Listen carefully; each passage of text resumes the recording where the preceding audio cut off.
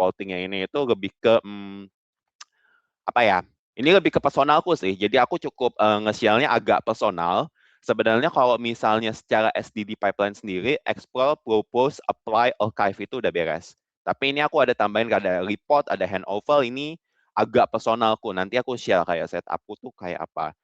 Dan aku juga punya, ini juga personal juga yang knowledge folder di bawah ini.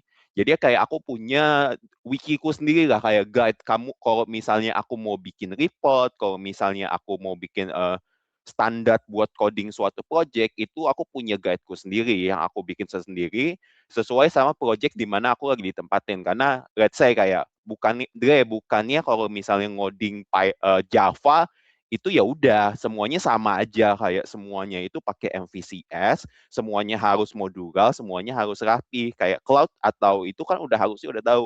Iya, tapi kan balik lagi kayak project itu punya standarnya masing-masing. Kayak contohnya aku nggak sebut nama ya, di sini kita tidak sebut nama-nama brand apapun itu. Misalnya project A gitu lah ya. Siapa tahu di project A ini naming standarnya beda buat function kayak gitu-gitu kan, itu harus approve, AI harus tahu dong. Nah makanya kayak coding standard aku ada bikin sendiri juga lagi. Aku tegesin kayak gitu-gitu. Ya Firman, kenapa? Oh, oke, sip. Lanjut dulu lah ya. Ini secara pipeline-nya. Jadi kita akan cover itu semua. Aku juga akan lebih ke demo lah. Secara cepat aja, nggak perlu kayak contohin sampai dari prompting segala macam itu. Nanti aku cuma cerita aja apa-apa aja sih yang kebentuk kalau kita pakai agentic coding, entah itu cloud code, codex atau apa, tapi kita apply open spec. Ya ini yang tadi lah ya. Jadi intinya kalau idenya itu kita pertama planning sampai jelas dari level kita tahu tiketnya nih, dari jika kita copy paste, kita jadiin MD file di repo kita gitu ya, yang lokal. Kita suruh AI baca, kode kita kasih tahu perspektif kita sama konteks-konteks kita. Jadi idenya adalah yang biasanya kita kalau coding, kita ngeliat tiket, kita udah tahu nih di otak kita kayak, oh end to end flow-nya nanti bakal gini, nanti berarti gue harus manggil library A, B, C, D, E. Gue harus manggil foundational code A, B, C, D, E. Nah, gitu kita harus compactkan supaya jadi detail konteks di awal. Dan tambahannya lagi, karena AI itu pintar, tapi dia pintarnya terlalu luas, kita kecilin lagi, kita bilang semua itu, semua constraint-constraint yang ada, dan kita bilang, kasih gue insight dong, kayak gue ada kurang apa nih kalau misalnya approach gue buat beresin tiket ini tuh kayak gini. Ada security issue yang harus gue tahu nggak? Kayak gitu-gitu, kita minta tambahan juga ke AI. Jadi balik lagi, kita nggak cuma asal prompt kayak please do this ticket, nggak kayak gitu. Aku waktu awal-awal SDD, jujur untuk ngetik prompt pertama itu, aku bisa habisin waktu 2-3 jam. Panjang ceritanya gitu. Di promptnya, aku ceritain semua. Tapi sekarang udah lebih cepat karena udah kebiasa kan. Jadi let's say paling lama pun kayak kalau aku mikir paling 1 jam. Nah itu planning sessionku bisa selama itu gitu sama dia. Dan itu nggak kayak planningnya kayak udah panjang, udah gitu sekali jadi enggak. Kalau misalnya dia kasih solusi apa A, kalau aku ngerasa, oh kok kayaknya nggak make sense, aku bakal langsung debate lagi sama dia. Kenapa nggak gini? Kenapa nggak gini? Kayak gitu. Kalau ada dia kasih perspektifnya, sampai agree. Jadinya spek dulu jelas, sampai agree, baru generate. Intinya itu sebenarnya yang udah kuulang dari tadi berkali-kali juga. Nah, ini juga tadi sebenarnya udah bahas kenapa open spec emangnya nggak ada framework lain. Karena dia lightweight. Kalau misalnya sebenarnya ada lagi tools lain gitu, kayak GitHub Spec Kit, ada Kiro, ada Bmet. Tapi ini tuh lebih kayak, oh mau standardizing SDD. Kalau kayak kamu mau build up dari ground level gitu. Nah, itu silahkan. Mungkin kalian bisa lihat framework-framework lain. Tapi kalau misalkan katakan untuk kita-kita nih yang kayak, gue mau standardize workflow gue, supaya pakai SDD, supaya speknya jelas dari awal sampai akhir, supaya enak gitu. Gue bisa tenang ngoding tuh, kayak gue tinggal lebih mikirin arsitektur tiket gue aja, ya itu cukup open spec gitu, karena dia udah library jadi, kita tinggal install, integrate ke agentic coding tool kita masing-masing, udah. beres. Nah, ini komen-komen yang bilang juga ada 4, entah kita langsung lihat. Tadi bilang pertama kita explore, jadi pertama pas kamu idenya ada, kita panggil dulu open spec explore. Kode kita describe idea kita describe tiket kita, dan kawan-kawan. Baru habis itu, kita ke propose. Nanti kebentuk 4 file. Sebenarnya sama satu folder sih, proposal MD, desain MD, satu folder, specs folder ini, nanti isinya ada sekian MD. Spek MD dia namanya, dan ada task MD. Nah, di sini kita juga tetap masih bisa nih brainstorming. Sebenarnya nggak cuma di sini sih. Jadi, kalaupun kita udah apply itu ngerjain berdasarkan artifak yang dibikin, itu tuh kalau misalnya kita ngerasa, kok kayaknya aneh ya yang lagi dikerjain, kita bisa stop. Kita bisa stop, kode kita bisa balik lagi, mikir lagi gitu. Jadinya ini benar-benar nggak kayak harus 1, 2, 3, 4, nggak bisa diganggu-gugat. Nggak.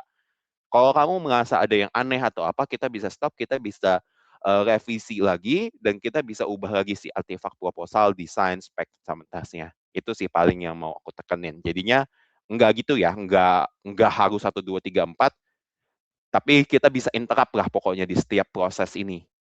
Gitu. Dan nanti terakhir itu archive. Archive itu supaya ya kalau kamu udah beres, udah yakin sama kerjaanmu, ya nanti kita archive. Dia masuk ke folder namanya archive.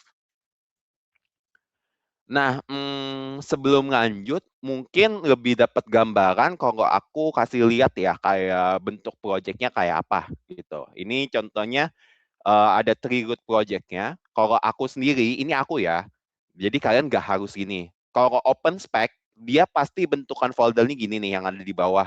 Pasti nanti begitu kita pertama kali install open spec, kode load ke agentic coding kita, dia pasti kebentuk foldernya open spec dan ada spec sama changes. Tapi yang atas ini, yang knowledge, ini settinganku. Ini katakanlah personal wikiku. Jadi kalau misalnya aku mau lihat coding standar, editing standar, itu tuh udah ada semua gitu. Tinggal agent suruh baca. Ini settinganku sendiri. Jadi kayak you don't need to do this gitu. Kayak kalau kalian ada setup sendiri yang lain atau mungkin beda repo apa silahkan. Nah, supaya jelas karena ini udah mulai ngasih lihat contoh-contohnya, aku langsung close dulu aja. Kalau udah kita langsung lihat bentukannya ya. Oke. Sebentar, sama aku mau cek audio juga deh. Ini audionya kok nggak masuk ke headphoneku ya. Tadi kalian Filman ngomong pun.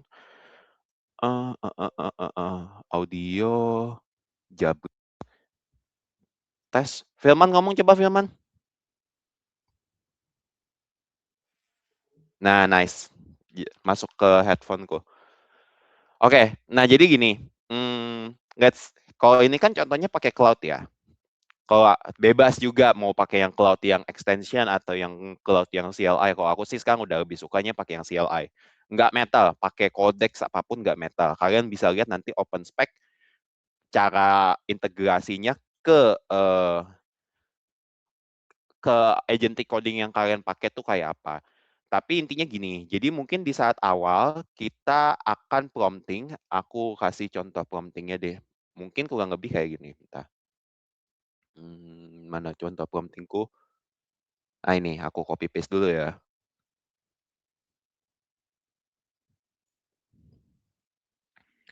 Copy. Bentar guys, sebentar. Copy, kalau udah aku paste di chatnya Jitsi nih ya. Aku kasih 2 skenario, misalnya skenarionya yang lebih ke bisnis gitu. Nah, yang pertama, nah ini menurutku panjang, tapi nggak sepanjang itu menurutku. Karena biasa kalau technical, jadi yang atas bisnis, yang bawah technical nih prompt-nya. Aku bisa lebih panjang dari ini, karena aku makan waktu banyak buat define pikiranku gitu.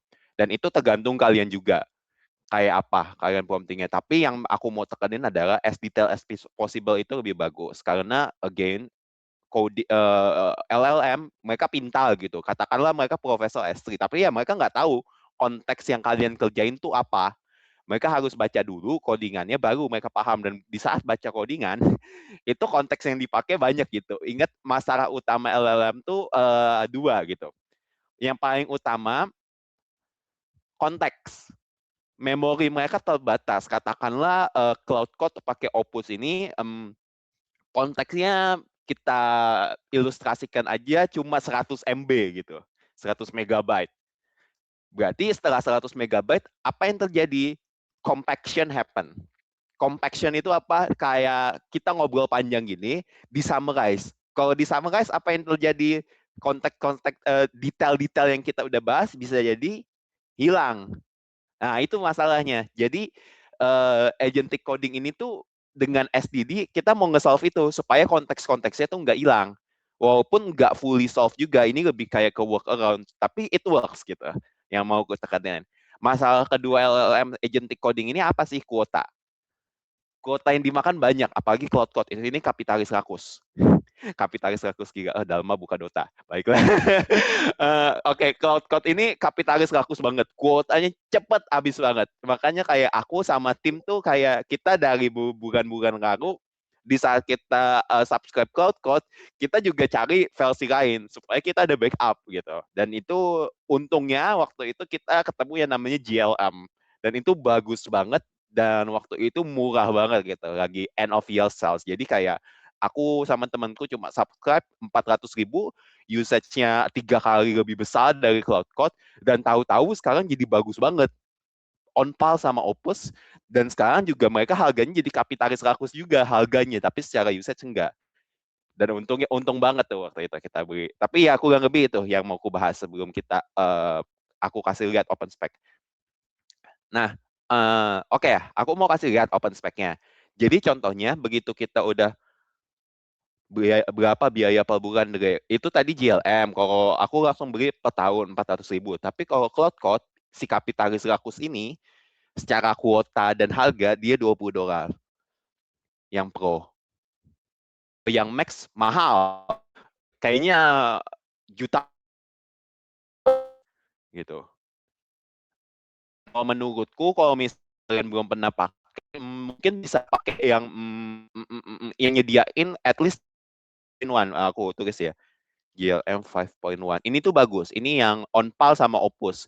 Kalau bisa cari cloud provider yang ngasih model ini GLM 5.1 yang aku sama teman-temanku pakai. Ini dia thinkingnya bagus banget. Kita nggak pernah lihat dia itu kayak pendek. Thinkingnya pasti panjang.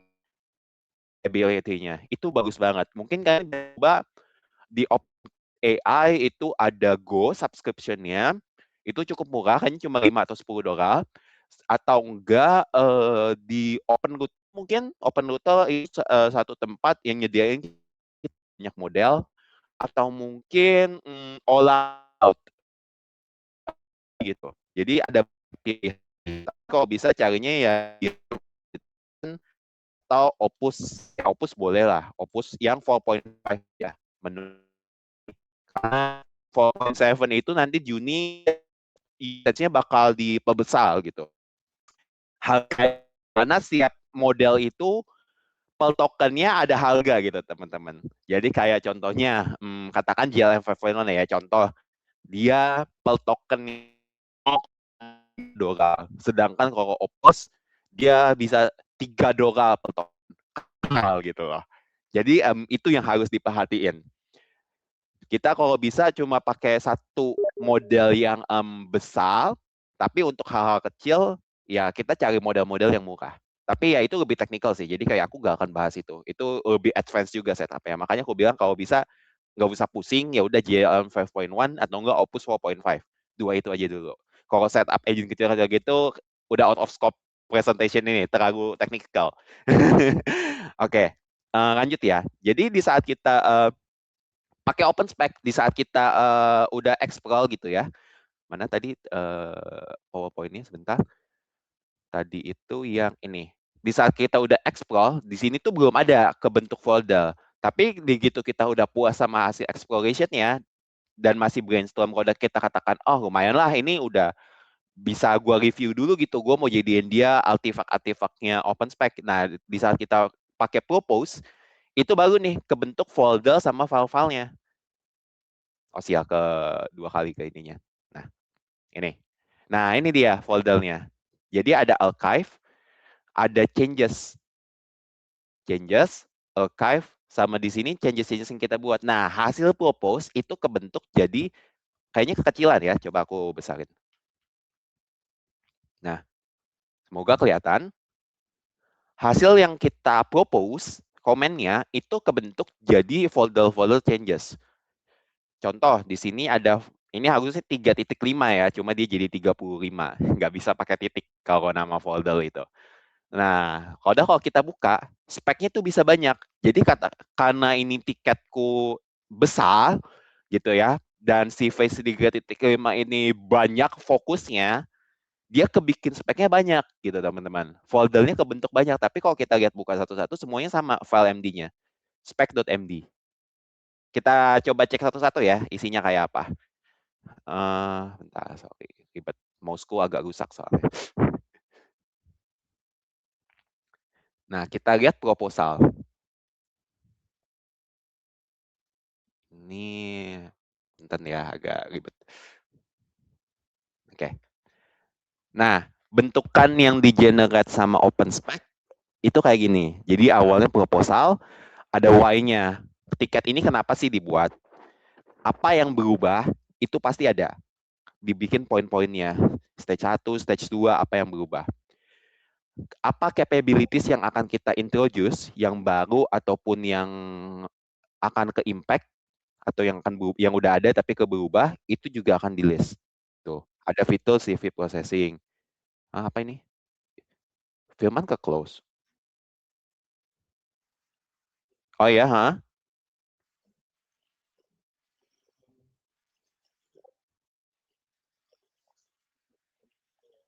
Ini hasil generate dari AI-nya. Jadi begitu kita pertama open spec explore, itu tuh kita masih thinking gitu. Kita masih brainstorming idea kita. Jadi contoh ya, kayak entah, astaga, aku kebalik-balik.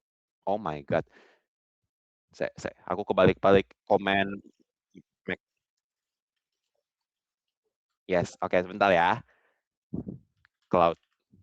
Nih, waktu kita pakai, ini aku udah setup OpenSpec-ku sama cloud. Jadinya contoh, uh, uh, uh, please explore tiket, explore at ticket.md with me. Contoh ticket.md itu file yang dari fitur Jiramu ya, kamu udah kopas ke sini. Kalau kamu mention explore ticket.md with me using OpenSpec, tuh dia langsung bisa di tag komennya, explore. Nah, ini yang kita explore pertama. Jadi waktu kita brainstorming idea, kita minta dia explore tiket-tiket kita lakukan contoh kayak gini. Dan ingat, karena kita agentic coding, kita bukan di terminal. Kalau di terminal kita kayak pakai komen pip install, itu kan harus ya, pip install nggak bisa kita taruh di tengah-tengah, tapi kita harus urutannya persis gitu, pip spasi install apa.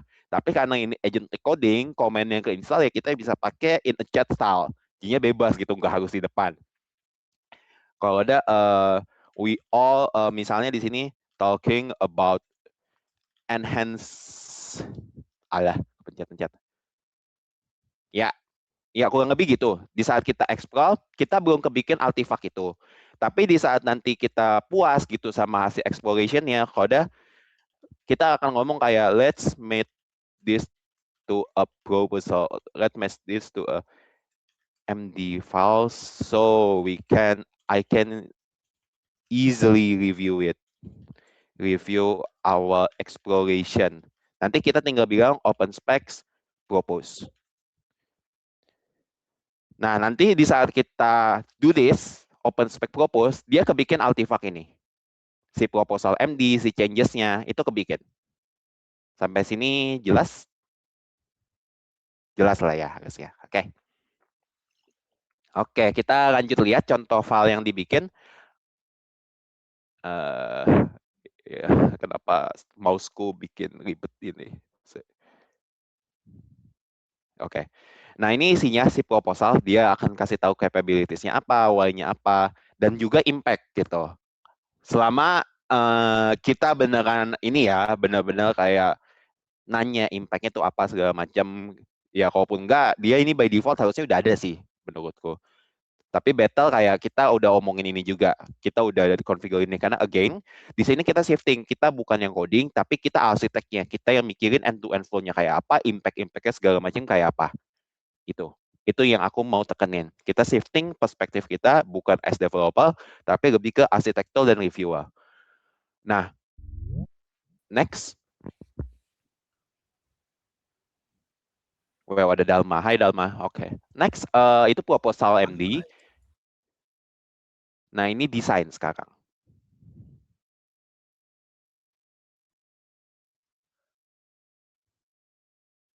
Desain. Nah, di desain ini kita akan stall hasil decision dari exploration kita jadi desain MD. Jadi di sinilah detailnya. Detail secara garis besar end-to-end flow-nya kayak apa, kurang lebih gitu. Nah, di sini dia akan tulis konteks ya. Kita lagi ngebikin apa, di sini kasusnya aku lagi bikin OCR pipeline, dan kita harus ada data cleansing-nya dulu, harus ada normalization-nya dulu, segala macam. Dari sini dia bilang juga kita lagi ada weakness apa segala macam. Ini hasil explorationku sama dia, brainstorming awalku sama OpenSpec dan sama Cloud. Dan ada constraint juga, constraint kayak library-nya apa udah ku define. Goals dan non goals ini juga pasti akan ada di design.md. Dia akan gininya kita tahu dia harus pakai apa dan dia harus tidak melakukan apa. Decisions ini juga pasti ada, udah bawaannya dari OpenSpec. Untuk CV processing aku pakai apa, dijawab di sini. Column extraction segala macam. Ya, kurang lebih gitu. Next, ada juga risk sama trade-off. Kalau misalkan ada risk kayak gini, dia juga bakal mention semuanya di sini gitu. Kalau dia ada open question yang dari exploration yang katakan aku belum jawab karena aku mau review dulu total apa namanya, total planning kita udah sejauh apa, nanti dia bakal tulis di sini. Tapi currently di sini karena nggak ada open questions, udah aku jawab semua, ya udah nggak ada gitu. Nah, ini juga kebiasaanku.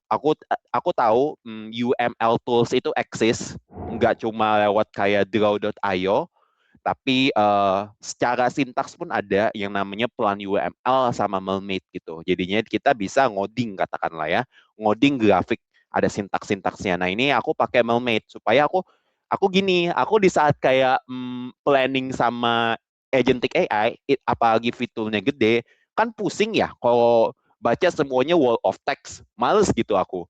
Jadi mending daripada aku wall of text, aku pikir, oh ayo, kan ada plan UML, kenapa enggak kita utilize itu aja. Aku pengen ngelihat visual gitu, end-to-end flow-nya, termasuk sequence diagramnya, kelas diagram atau apapun itu. Aku pengen lihat visual, ya udah. Aku suruh aja dia generate end-to-end flow-nya pakai flowchart. Buat pakai Mermaid diagram. Nah, dibuatin lah sama dia Mermaid diagramnya. Dan aku juga pengen tahu kalau dia ngasih coding solution, flowchart kan nggak cukup. Berarti dia perlu sequence diagram. Aku juga akan minta sequence diagramnya kayak apa. Dibikin lah sama dia sequence diagramnya pakai Mermaid.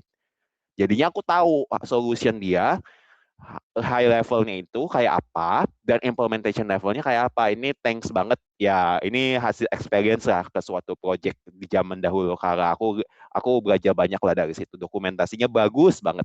Jadinya aku ngikutin kayak gitu sekarang.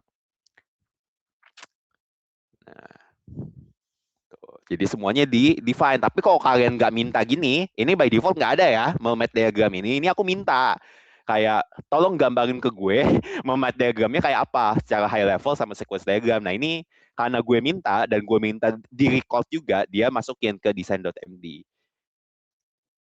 Nah data kontrak apa segala macam pun di sini jelas gitu. Nah itu desain. Kalau task ini straightforward. Task ini nanti dia akan adhere juga nih. Di saat agentic coding kita kasih command open spec apply, dia bakal ngikutin task di task.md. Nggak mungkin nggak. Dia pasti akan ngikutin ini. Jadinya kita tahu, udah filenya kebentuk, desainnya ada, konteksnya ada ke record, tasknya juga ada gitu teman-teman. Stage 1 apa, stage 2 apa. Kita yakin gitu jadinya kayak karena kita udah brainstorming bareng, file yang kebentuk apa, yang kemodify apa, dan tasknya juga apa aja. Dan di saat kita review di sini kita juga udah oke, ya udah aman. di saat OpenSpec apply aku bisa gaming, aku bisa ngerjain hal-hal lain atau sambil olahraga. Aku akhir-akhir ini senang work from gym. Jadinya kayak selagi OpenSpec apply ya udah aku main alat aja gitu atau apa, atau pemanasan atau apa segala macam atau gaming. Jadinya udah aman gitu di saat, karena aku udah tahu sampai level itu. Sampai level detailnya banget aku udah tahu apa yang terjadi. Itu tas. Satu lagi specs nih yang foldernya jadi ada banyak. Ini tergantung ya. Ini karena aku sampai ada 9 step nih. Jadinya di sini juga banyak gitu artifak-artifak yang dibikin.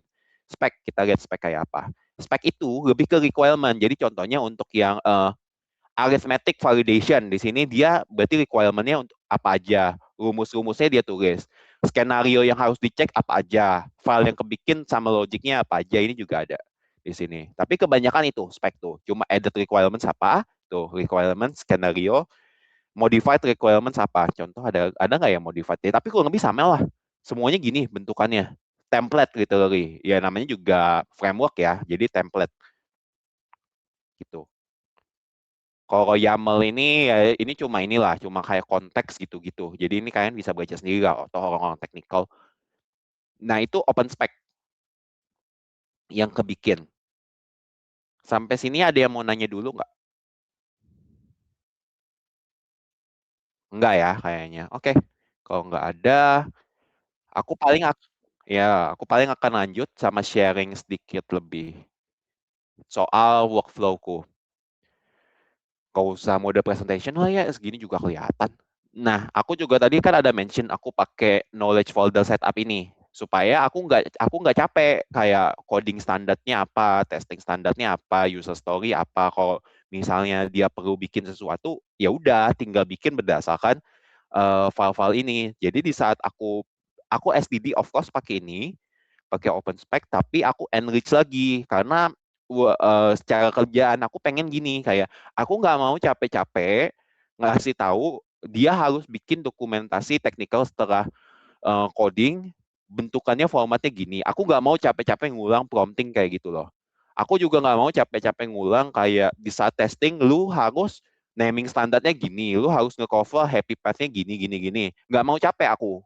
Males. Jadi kayak aku by default tuh mindsetnya males. Aku lebih prefer kalau ada sesuatu aku bisa otomasi, ya udah fully otomasi dulu gitu. Aku nggak peduli kayak spend lah 1-2 hari supaya aku bisa otomasi kerjaanku. Sisanya ya udah kayak aku udah tenang gitu hidupku. Tapi aku akan kasih warning kalau aku shell setupku ini dia sangat heavy context usage-nya dan aku aman make. Iya, jawabannya iya buat pertanyaan itu. PPT ini juga di-generate-nya pakai AI. Nggak peduli, aku capek banget aku bikin gini sendiri-sendiri, manual, enak aja.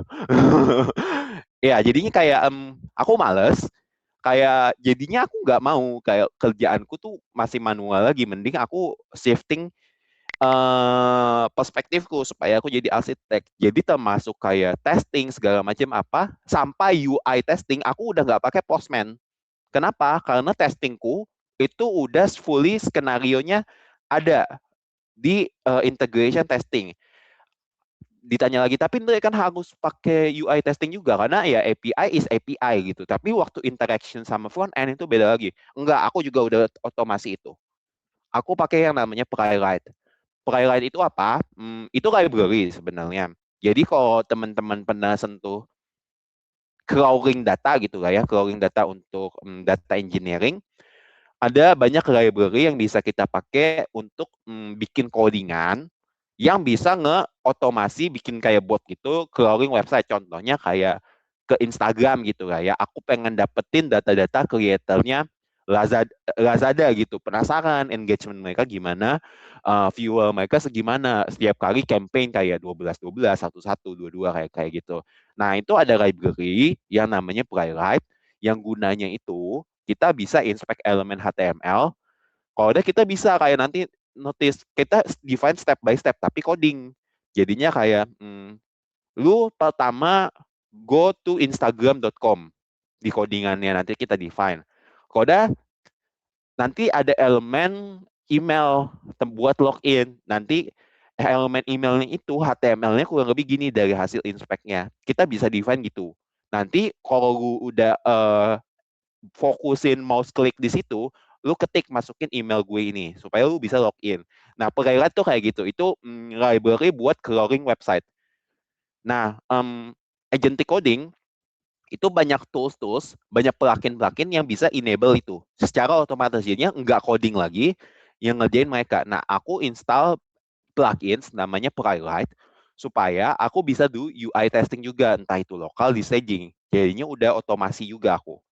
Jadi fully aku katakan workflow-ku tuh 95% otomasi, sisanya itu 5%-nya itu paling cuma copy paste kode, copy paste Jira tiket kayak gitu-gitu. Kalau yang perlu aku kopas manual karena ya dan reviewku tuh besar. Jadi 95% otomasi tapi 95% juga kerjaanku review. Udah dua itu gitu. Capek review tuh. Capek banget. Nah, dia konteks heavy, usage-nya banyak. Kenapa? Karena ya MD-MD yang kupakai ini semuanya kan teks ya. Dan konteks itu kan kepake jadi token. Dengan kata lain, konteksnya dia besar, makanya usage quota juga besar. Karena Cloud Code itu ya selain yang aku bilang tadi, dia juga terbatas. Memori dia untuk mengingat percakapan kita, tapi ada kuota juga. Jadi aku kasih contoh. Kalau misalnya kalian nggak pernah pakai Cloud Code, nah,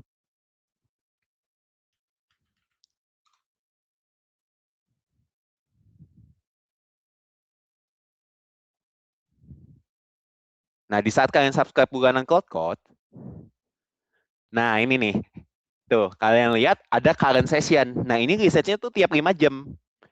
Ini daily, tapi tiap 5 jam research. Jadinya ada batas 5 jam kita bisa pakai. Kalau ini penuh, 100% use, kamu harus nunggu 5 jam. Nah daily ini nanti ke accumulate ke weekly. Nah, jadinya kalau ini 100%, nanti di sini juga nambah nih. Atau ya kita pakai daily ya, nanti di sini juga nambah. Nanti kalau yang weekly habis, nanti research-nya Jumat depan nih, jam 11 pagi. Itu kalau Cloud Code. Tapi ada juga contohnya yang kayak ZAI.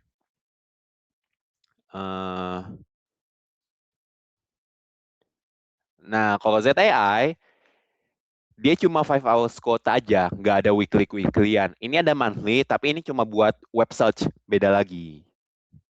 Gitu, jadi usage-nya meta. Nah, kalau kalian lihat, ini kalian bisa lihat usage quote aku, usage token, ini total token yang kupakai selama 30 hari, 300 juta. Nah, kalau timku tuh gitu, kita rata-rata 300 juta, 500 juta, atau 1 billion gitu loh. Kita udah pakai ini udah lama banget, jadi kayak yes, ya kita sangat heavy pakai token.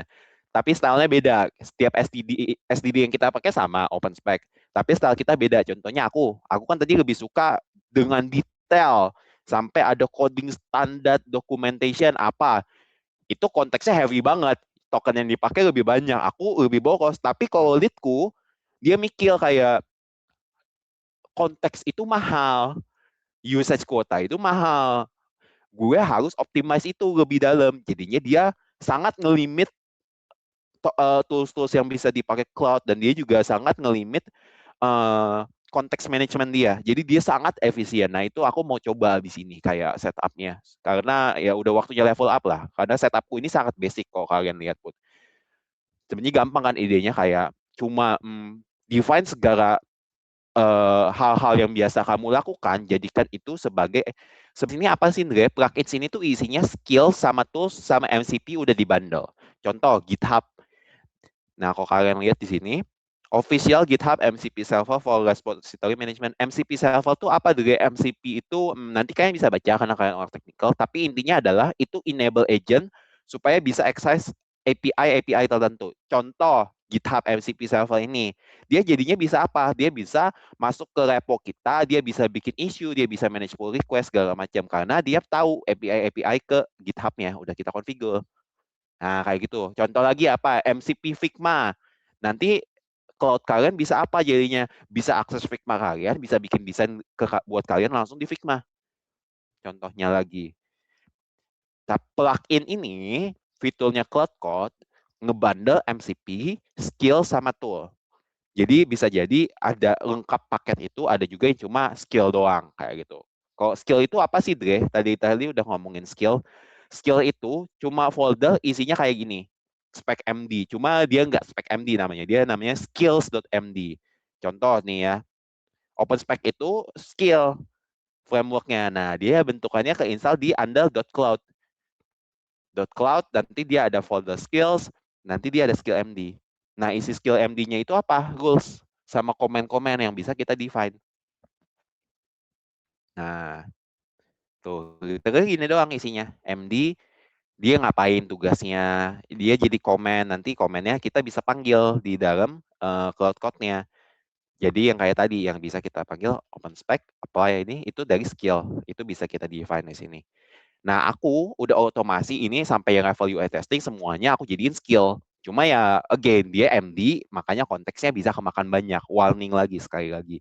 Buat teman-teman kalau yang mau pakai skills gitu. Kalau misalnya kayak otomasi workflow kayak aku yang udah sampai 95% lebih dan semuanya pakai skills, itu bisa jadi konteks kalian cepat habis. Nanti pas lagi di chatting di sini, nanti ada tulisan compacting conversational. Aku udah males banget itu kalau udah ada tulisan compacting conversation karena dia nge-summarize conversation-nya, detail-detail jadi hilang. Aku better langsung bikin session baru gitu. Atau ganti model malah. Nah, itu lebih ke discovery phase kalian masing-masing sih sebenarnya. Karena workflow kita tiap orang beda, cara kita beda, tapi SDD-nya sama. Kita pakai OpenSpec. Nah, itu OpenSpec. Dan ini aku juga share, kayak aku ada bikin kayak master test report, handover report, user story, itu semua ya, itu konfigurasiku yang aku mau sharing ke teman-teman. Cuma ya, supaya nggak makan waktu juga, karena udah 45 menit ya. Jadi aku akan lanjut aja. Ini juga aku ada share skill-skills yang aku pakai, agentic coding mindset, writing user story. Nah, ini tuh waktu awal. Jadinya waktu kayak aku lagi explore, aku bilang dulu, load your mindset. Aku bilang gitu. Makanya tadi kalau kalian lihat di chat sih ada tulisan load your mindset and help me do exploration regarding this ticket. Tadi aku ada kasih contoh prompt, itu semua kayak ada kata-kata asing kayak load your mindset, kalau ada kayak please write user story, itu semuanya sebenarnya udah skill-skill yang aku buat. Diagram standar, ini juga aku punya standarku sendiri. Aku pengen dia ngikut standarku.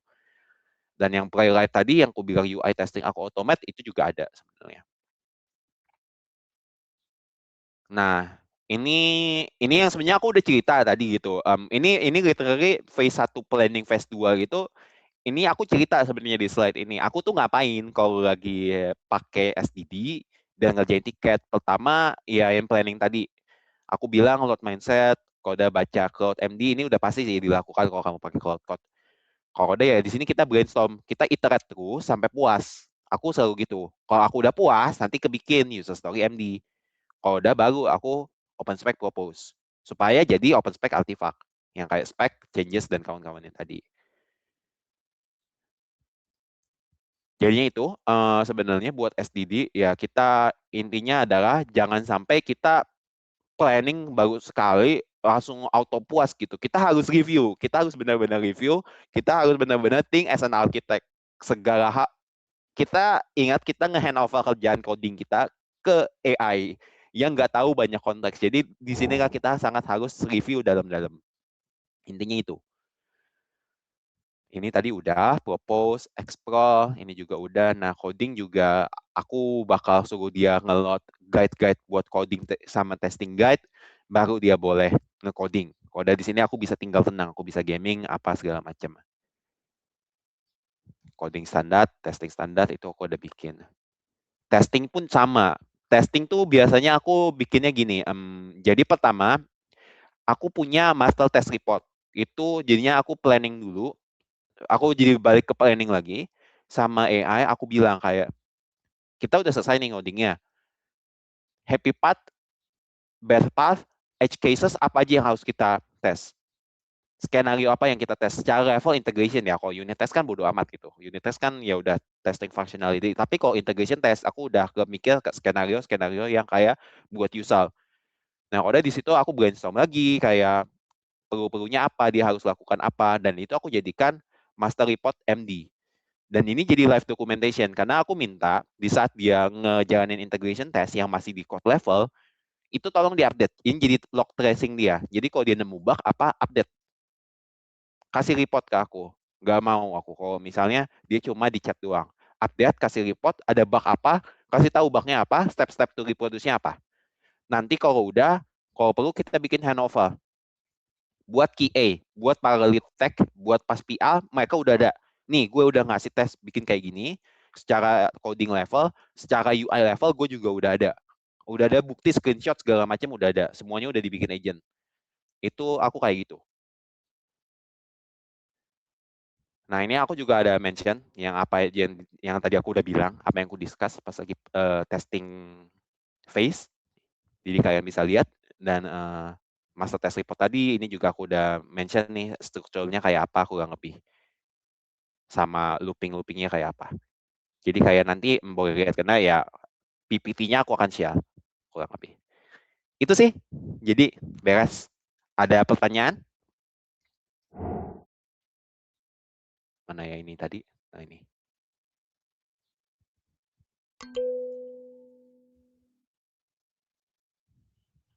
User requirement yang berubah di tengah proses development enggak?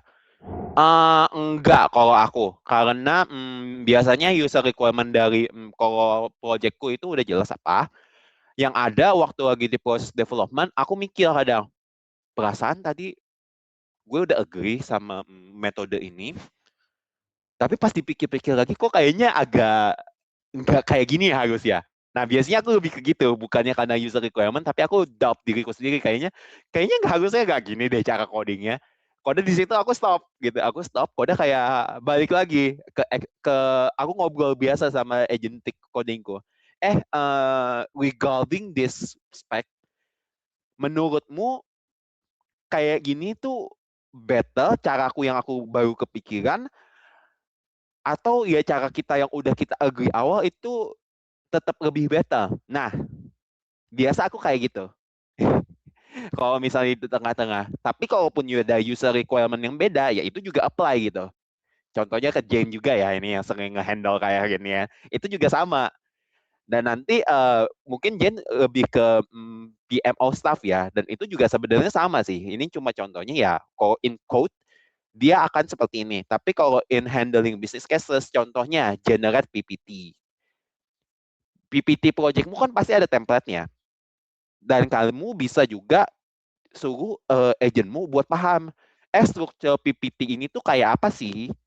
Itu dulu satu. Kalau udah dua, contoh, requirementku kayak gini, menurutmu best use case-nya kayak apa? Nah, di situ kamu bisa explore juga, Jan. Kalau udah contoh, consult desain PPT-nya. Desain PPT yang baik kayak gimana ya? Kalau aku contoh yang kayak gini, aku pakai cara McKinsey bikin PPT. Mereka tuh ada yang namanya pyramid scheme, nama orang yang yang nge-formalize primary scheme-nya siapa ya? Siapa gitu, aku lupa. Jadinya anggaplah kayak aku coding, kalau aku coding Java, aku akan bilang desain pattern yang aku pakai MVCS. Tapi kalau untuk PPT, aku akan bilang desain styling yang aku mau pakai itu pyramid scheme yang biasa dipakai McKinsey. Kayak gitu jadinya. Jadinya bisa untuk functional of course bisa, untuk coding pun bisa. Dengan metode ini apakah malah bisa jadi spending time lebih banyak dibanding vibe coding? Jelas, karena vibe coding doesn't work in production level sekali lagi. Makanya kita pakai SDD supaya kita mikir bersama-sama sama agent dari awal, brainstorming jelas sampai level kamu tahu file-file apa yang dibikin termasuk sama testingnya. Kalau udah di saat kamu udah aman gitu ya, udah selesai, kamu udah puas semuanya, kamu udah tahu, kamu udah review apa yang akan dilakukan agent lewat open spec dokumen, kamu tinggal hit apply, ya udah kamu nge-gym, kamu main game, kamu lakukan hal lain. Aku gitu, leadku gitu, kami setim gitu. Apalagi leadku, dia punya baby baru 5 bulanan gitu.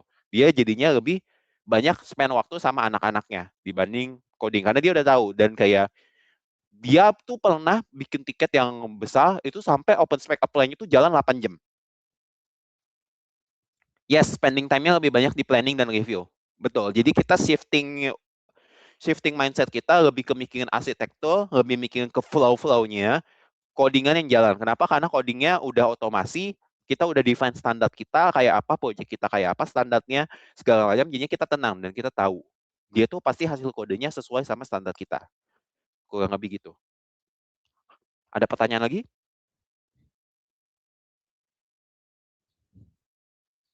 Termasuk PR review, PR summary, semua aku juga udah generate by the way itu. Yes, kita udah pakai ini berbulan-bulan, resultnya kurang lebih sesuai ekspektasi, dan katakan di saat PR review, kita pun kayak ada manual review sama human tetap, dan juga ada PR review dari agent, dan itu kayak yang major tuh jarang banget gitu kita kena yang major. Hampir nggak pernah. Aku pernah sekali itu karena aku agak vibe coding SDD-nya waktu itu jujur, dan Willy tahu itu kejadian. Dia ngelihat.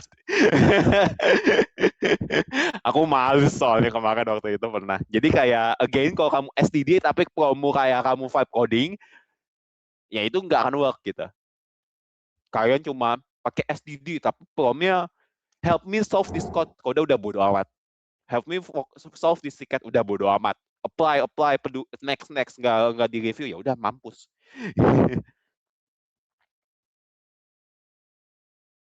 Sejauh ini nggak, Arum. Jadi hasilnya nggak perlu sampai kita benerin manual. Iya, sejauh ini aku nggak sih. Tapi again kayak apalagi kalau kalian misalnya nggak pernah pakai agentic coding ya, atau kalian juga promptingnya masih kayak vibe coding. Nah disitulah ini juga akan gagal gitu. Karena again brainstormingmu harus harus tinggi. Kamu harus save, kamu harus bisa kayak gini. Kita tuh kadang developer tuh udah pintar. Kita udah dikasih tiket, dan kita tuh udah tahu gitu di otak kita kayak end to end flow-nya kayak apa, testingnya apa, kita udah tahu. Kita manggil library harus library apa, kita ini apa, kita udah tahu gitu di otak kita. Tapi kita struggle untuk put that into words. Dan itu yang kadang aku pelajari. Oh, ternyata yang aku lakukan yang sampai bikin ini works ya karena aku bisa put mindku jadi teks yang lebih efisien. Makanya SDD ini sangat membantu karena dia literally nge-translate pikiranku di mind map jadi spek-spek yang agentic coding akan follow. Makanya this works. Gitu. Pernah ada isu apa? Enggak ada. Berapa scalable code yang diproduce dari si AI ini dengan SDD ini? Pernah ada enhancement? Enggak ke code yang sebelumnya? Yes, pertanyaan bagus. Jadi gini, makanya better kalau open spec itu di saat kalian pakai apply di satu tim, itu better itu di commit juga.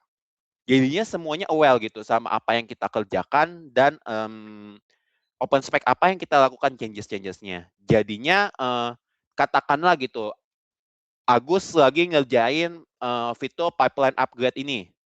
Tapi di satu sisi ketemu bug nih, tahu-tahu emang ada yang enggak ke cover gitu dari TC, ya wajar lah ya.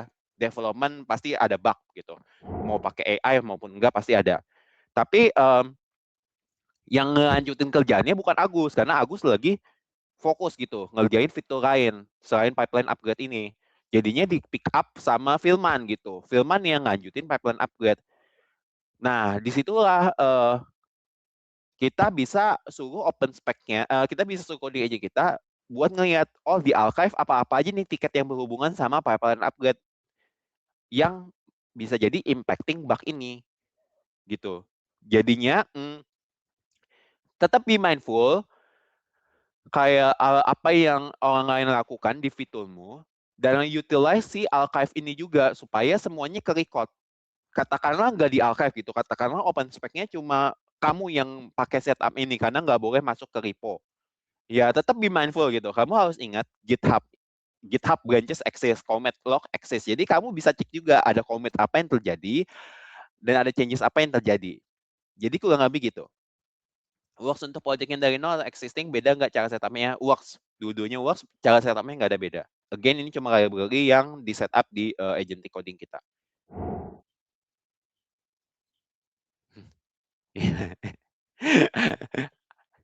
Mampus Dama, nggak Dota. Pertanyaan lagi?